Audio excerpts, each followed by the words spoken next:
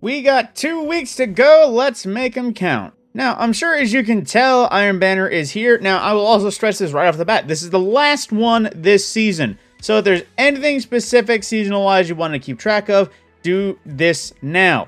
Now, just right off the bat, I forget which one exactly is leaving. Actually, which of these are leaving? I believe Dark Decider and Gnor's Axe, those are what's rotating out currently. If I recall, I believe that's what I have off the top of my head, but definitely 2 of these weapons are leaving.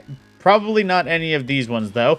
But on that same note, we will be getting Reese Walker returning next season into rotation, so revamped perks and hopefully better perks, let's just say that. And a new other thing that I forget exactly what's coming, but another new thing. With that, like I said, Iron Banner, though, is wrapping up for the season. So aside from seasonal stuffs and the one seasonal quest that is basically just playing Iron Banner, yeah, there isn't much else to do if you've already done it, so just keep that in mind.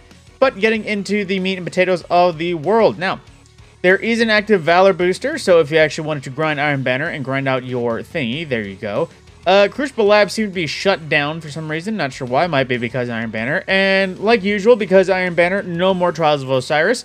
But on that same note, while we were here for Crucible, we have Momentum Control and Rift for some of our rotation games. Then getting into everything else. For Vanguard, currently, it is the Lightblade Grandmaster, which is probably one of the hardest Grandmasters of the season, considering heists get easier with experience. This one doesn't get easier with experience. It's just genuinely hard. You have Arc and Solar Shield's Barrier Unstoppable champions, because mostly Hive. Arc Threat for incoming Arc damage being increased. Grandmaster modifiers are the usual. Empath for increased melee damage. Chaff for no radar. Overcharged weaponry of the usual. Strain Surge, Arc Surge, and Overcharged Grenade Launcher. And like I said, it is a very hard Nightfall to go through, and I think the only weapon that is around is either... I think it's a rocket launcher off the top of my head, if I'm remembering rotations. The current adept weapon... Actually, no. It's Loaded Question. So unless you genuinely wanted a roll of Loaded Question that was a specific one, this is your last chance this season, and it will be around next season to be earned adept as well. But at the same time, if you want it sooner rather than later, this is the last time this season. But it's definitely one that if you didn't want to grind out for, I would suggest skipping it. And like I said prior in a previous video, Blizzard and Swarm will be rotating out, so if you want to get a adept version, they've probably already gone by. If you can, buy them while you can, because otherwise they'll go into the Legacy area, which I believe are actually more expensive officially. So if you want them for cheaper, get them while you can. Aside from that note, of course, nothing new with Gambit as usual. For our farming things, current farming raid is Kingsfall, which of course means Master Mode is back. Master Mode coming with Discipline-focused armor, and the Strand in Arc Surge, as well as Overcharged Sniper Rifle for the usual things. Of course, as usual, all challenge modes active to farm out if you wish. Then for Crota's End, it rotates all the way back around to Conservation of Energy challenge in the Abyss first encounter challenge. And Master Crota is also dropping Recovery-focused armor, so there you go. And while we're here, our weekly rotation message is Presage, so if you wanted anything from Season of the Haunted, or the Menagerie, Refresh, or the access to the new rebranded Dead Man's Tale, that is currently what's available for farming. Now, jumping in throughout to the rest of the world, before we get into the rest of the raids, Duality is currently the farming dungeon, so if you wanted to get your hands on not so great Artifice Armor, or at least a harder to farm Artifice Armor farm, there you go. Obviously, because Galron was patched, so that's not exactly there. Now, darting throughout the rest of the world for our raid challenges. For Last Wish, we have Summoning Ritual. For the Garden of Salvation, which I should have just checked while I was here, Garden of Salvation is to the top challenge. For Deepstone Crypt, it is currently, if I recall, Red Rover, all the way back to the first encounter, which is a bit of an annoying one. And then into Neptune and Vow of the Disciple, just going through it. Crossfire Challenge, which is second encounter challenge for Root of Nightmares. And then for Vow of the Disciple, it is currently the Defenses Down challenge, which is third encounter challenge. A bit of another annoying one. But then wrapping everything up lastly for Vault of Glass, it is the only Oracle for you, which is Oracle Challenge. Which, not so annoying, just a little bit of a weird one. Then, of course, like I said before, seasonal rotations, everything is wrapped up. The Embaro engine is pretty much done. They gave us a little teaser for Season of the Wish, which of course showed the actual wish itself. I doubt it works, so don't bother going try to do it now.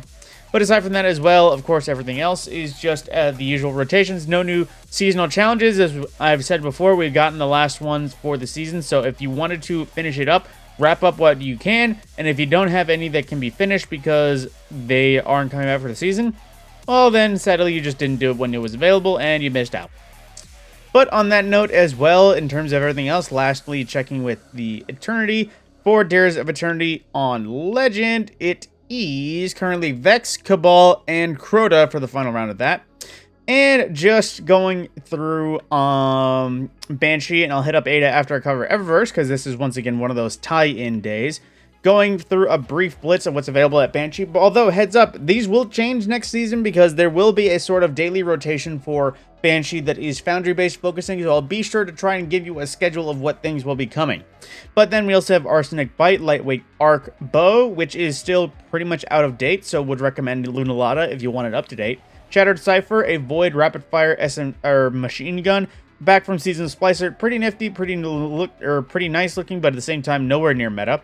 Pleiadius Corrector, another very outdated scout rifle, solar, lightweight, probably best in Crucible if anything at all. Then we also have NEOD, which is an up-to-date Hake SMG, vertical frame, however, it is pretty limited in its effectiveness in general. We also have Fugue 55, which is one of those snipers that can exist in PvE or PvP, but generally it seems that it only drops with one of each perk. Then into the main page, we have Lodbrok C, a very solid high-impact frame auto rifle that I want to like, but high-impact frame auto rifles are good in consistency of range, and that's all they're good for, not even good damage. And you also have Irukanji, which is a stasis viced sniper rifle, which means it's a rapid frame. Pretty solid one, has some unique damage perks, as well as just being a generally newer sniper, in case you wanted it. Snorri FR5, which of course is a Witch Queen fusion rifle. Interesting perks to it. This was kind of supposed to be the new main ingredient, but I haven't seen it abuse the Crucible nearly as much. Galu RR3, basic sniper rifle, PvE and PvP perks like Fugue, but at the same time it seems like it never rolls with anything that is focused more than one way.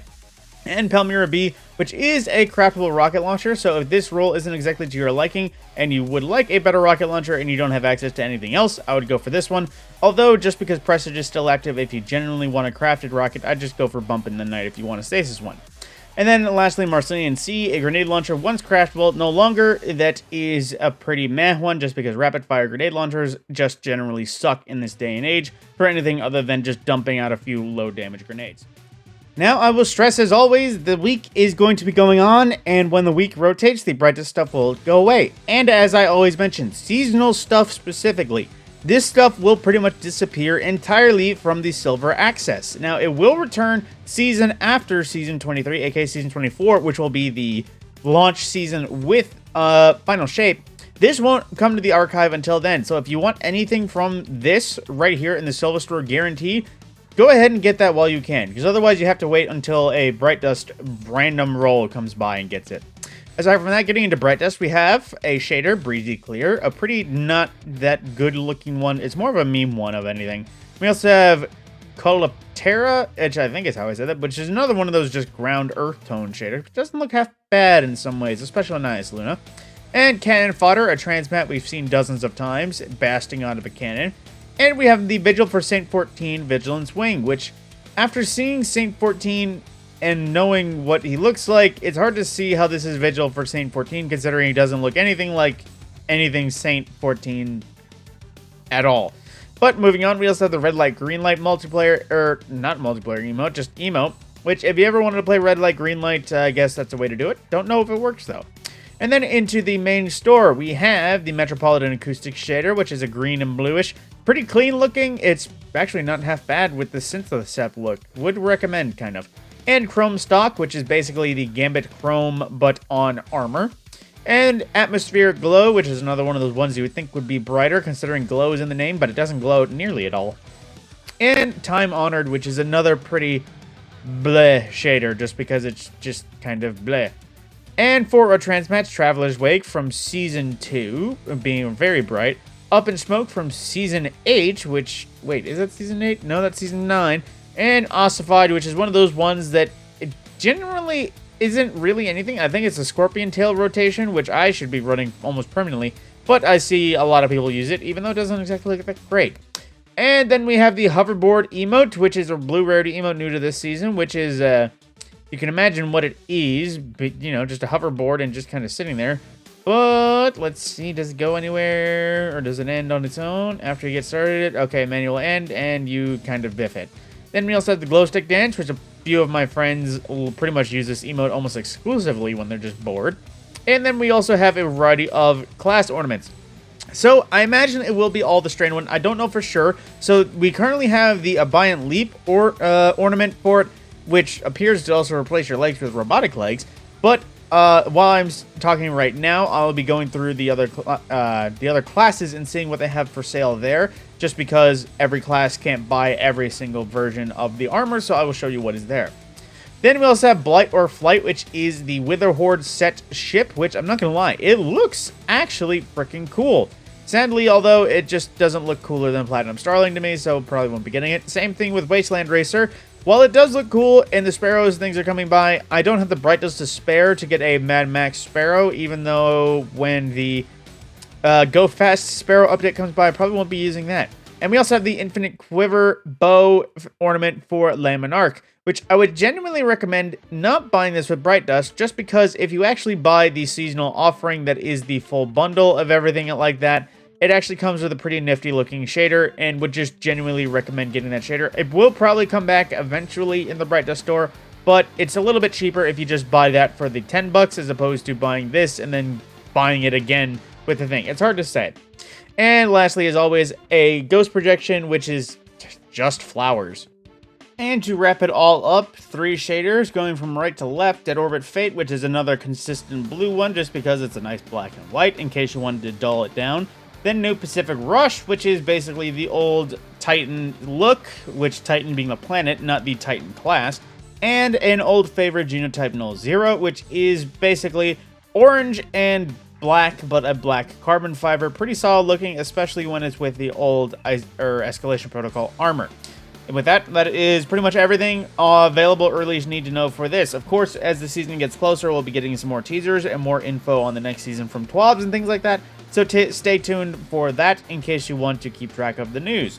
Aside from that, 2 weeks to go, and we shall see how Season Lewitch pans out and whether or not it will be a terrible 6-month season due to the final shape delay.